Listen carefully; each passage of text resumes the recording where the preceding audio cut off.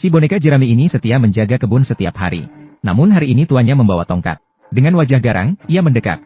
Boneka jerami menatap tuannya dengan bingung. Kemudian tiba-tiba tuan menusukkan tongkat ke jantungnya.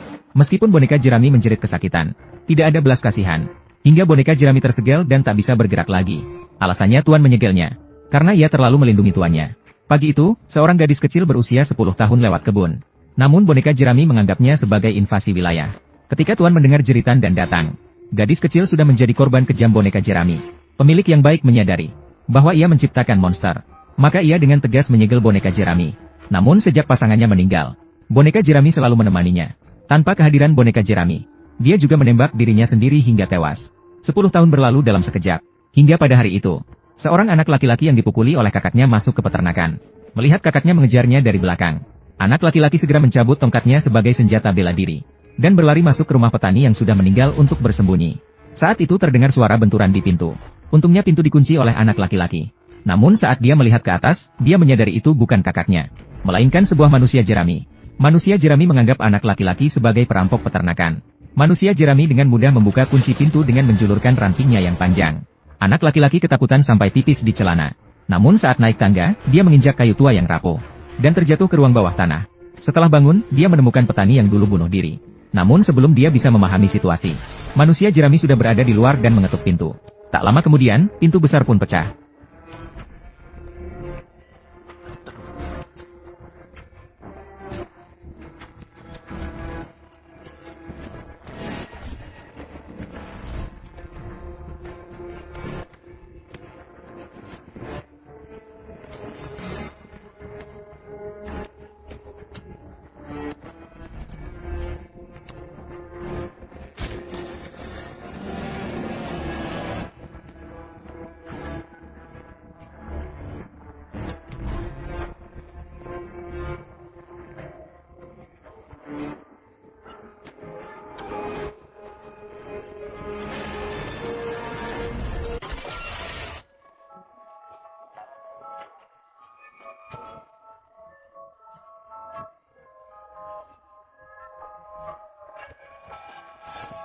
Awie adalah seorang ahli pembasmi serangga profesional. Semua serangga yang muncul di depan matanya akan dimusnahkan. Baik itu laba-laba kecil yang menangkap nyamuk dan lalat, ataupun belalang kecil yang tidak berbahaya bagi manusia dan hewan, tidak bisa lolos dari tangannya.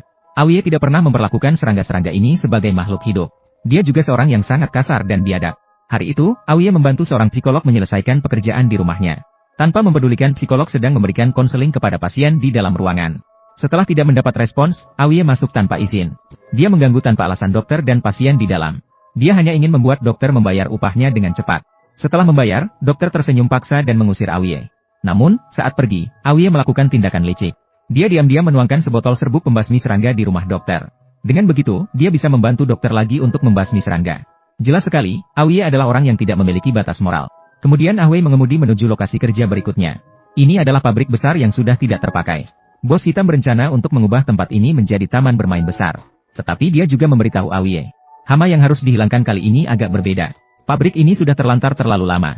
Sudah dikuasai oleh sekelompok gelandangan. Para gelandangan menganggap tempat ini sebagai tempat tinggal. Tidak peduli seberapa keras bos hitam mengusir, mereka tetap bertahan. Bos hitam langsung menghina mereka sebagai hama. Dia ingin Awie membersihkan gelandangan itu. Meskipun Awie jahat, dia tidak berani benar-benar membunuh. Bos hitam tersenyum sedikit melihat situasi itu. Membuka kotak yang berisi uang dolar. Mengatakan bahwa uang itu akan menjadi milikmu setelah membersihkan gelandangan ini. Awie diam-diam menggaruk kepalanya. Merasa pekerjaan ini tidak terlalu buruk. Pada malam hari, dia menyelinap saat para gelandangan sedang tidur. Siap menuangkan racun ke dalam sup. Namun sebelum dia bisa bertindak, dia ditemukan oleh seorang gelandangan.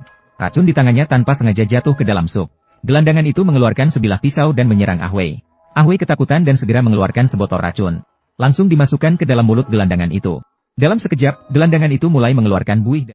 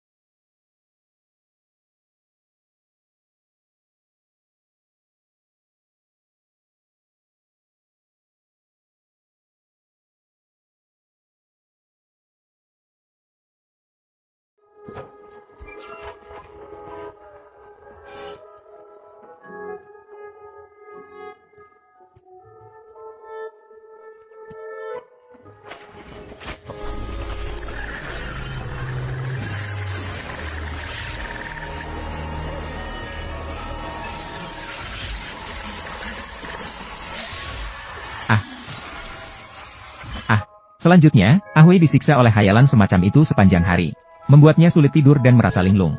Keesokan harinya, dia hanya bisa mencari bantuan dari psikiater itu, dan menceritakan semua tentang dirinya meracuni gelandangan dan hayalan.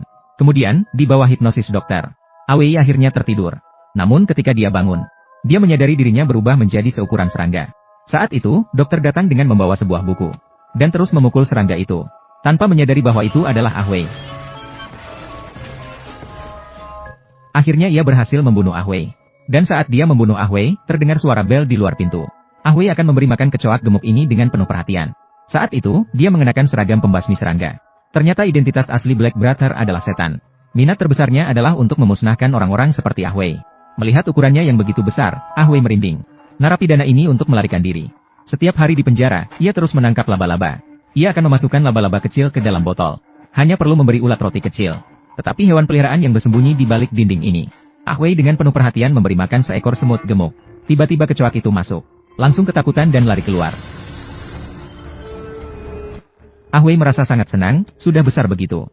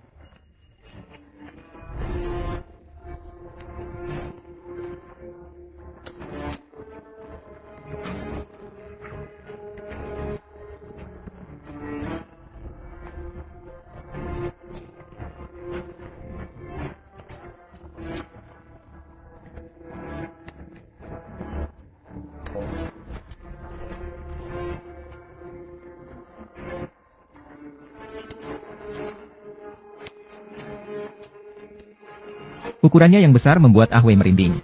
Dan upacara pengorbanan itu juga diakhiri dengan teriakan Ahwei. Di malam hari, penjaga penjara botak datang untuk melakukan patroli. Namun ia menemukan pintu sel Ahwei kosong tanpa seorang pun. Hanya tinggal seragam tahanan.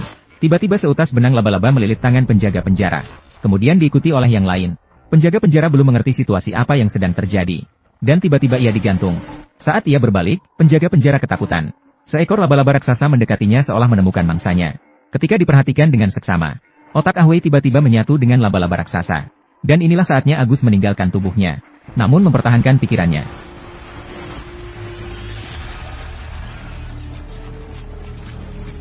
Keesokan harinya, seorang pria datang untuk meramal nasib pertamanya. Tidak disangka, peramal terkejut seperti melihat hantu setelah melihatnya. Saat itu, peramal diam-diam memberikan selembar kertas kepada pria itu. Ahwei bingung ketika menerima kertas itu dan membukanya.